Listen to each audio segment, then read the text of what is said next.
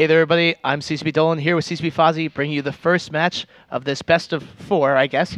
Warlords to Deep versus Thingy. Warlords to Deep coming from the winners brackets. They start out with a 1-win lead in what is traditionally a best of 5.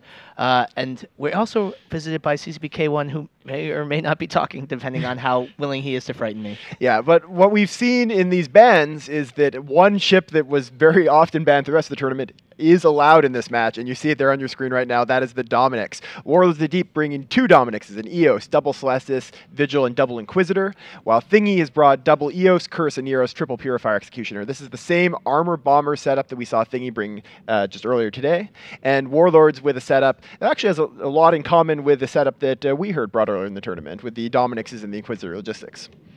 The robot's getting closer to me. The teams have both come in at absolute max range, but they came in from very close beacons, so actually they're only about 60, 70 kilometers away from each other. The match is now started up, and we're going to have to see whatever ship on the Thingy side gets target painted, which is a Purifier, Daring. Yep. That's the ship that's going to be primary. And the thing is, the big thing you have to watch here is these 2 Celestis. These 2 Celestis are going to be the ships that will control the match for Warlords to the Deep.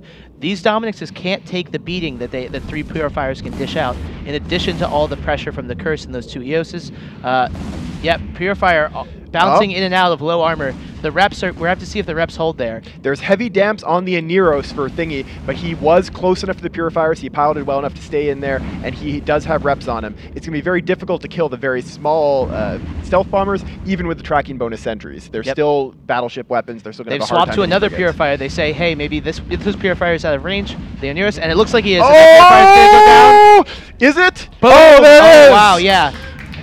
Really effective damage here, and neither of these Purifiers can apply any damage to the Warlords of the Deep team. They are completely safe right now. Yeah, I mean, obviously the Thingy team was very concerned about damps coming into this because they did ban out both as another Purifier drops low, but he is getting caught. He's caught reps. Oh, I don't know if it's going to be enough, though. He's split reps. He's not going to be enough. Yeah, there he goes. Yeah, the damps, they knew were going to be a big challenge for them coming into it. The damps make it very hard for the Neros to stay both within and the range. last Purifier. So this Purifier has 100% of the rep power of the Thingy team on him right now. If he can survive, maybe they can buy themselves enough time to take something out. You can see the EO of Count Monte Carlo taking some damage here, but not taking nearly enough. As these ships go down, the damp power of those Celestis becomes exponentially more controlling in the position of this match. The Purifier drops. Just too much alpha from these sentries on the Dominixes. The EOS of Count Monte Carlo is going down slowly, but at this point, so much of the damage is off the field. And look at the smart bombs running on those Dominixes. They can motor right in, eliminate all of those EOS drones, and the EOS for Warlords of the Deep going low right here, but I think he might be able to survive as he starts to catch reps. Yeah, we talked in the last match about how valuable smart bombs are in this meta, just in general in tournaments. And as we just saw an explosion of a drone on your screen there, those smart bombs are doing the job, and they're reducing a lot of the remaining damage because both the EOSes and the Curse all do drone damage, and all that drone damage is being knocked off the field. And you can see the EOS for the Warlords of the Deep team is holding, but just barely. And as he loses reps actually here. Okay, they're back on. Never mind.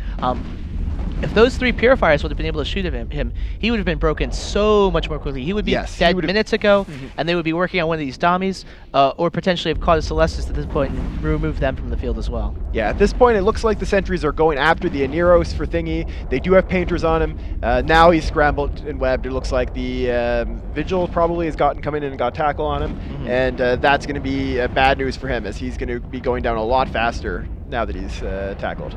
And one of the problems for the Thingy team is by banning out both the Mollis and the Kerries, you make the Celestis so dominant because there's nothing that's going to be able to quick lock and damp him out except maybe some Merlins, and even then the Celestis has such a huge range advantage, the Celestis might be able to still get its damps down. Yeah, that Neros that is now going through structure and is about to die, it actually turns out he got tackled by the Dominixes. He got pushed in so close by those Celestis damps that he wasn't able to rep unless he came within Newt range, and then at that point he just had no hope. And you can see here the damage. Both Celestis at full shields, nobody even got close enough to touch them. That's a dominant performance. No way to catch back up, really. Once you lose that damp war, especially to Celesti, they have so many... they lost a Vigil.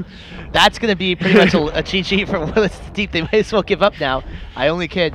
The Warlords of the Deep has extremely high standards, and even that single loss says at least they can lose some ships at some point. Yeah, I mean, at that point, it was just Thingy just trying to get a couple kills here and there. For the heck of it, really. There's no way at this point that they're going to win this match.